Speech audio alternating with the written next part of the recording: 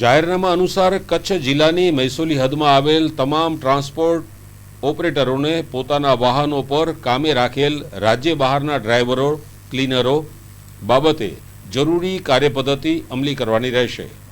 આ કાર્યપદ્ધતિ અનુસાર દરેક ટ્રાન્સપોર્ટ ઓપરેટરોએ કામે રાખેલ રાજ્ય બહારના ડ્રાઈવરો ક્લીનરોની સંબંધિત પોલીસ સ્ટેશનમાં ડિટેલ બાયોડેટા સહિત નોંધણી કરાવવાની રહેશે। ત્યારબાદ વણનોંધાયેલ ડ્રાઈવરો ક્લીનરો કામગીરી કરી શકશે નહીં।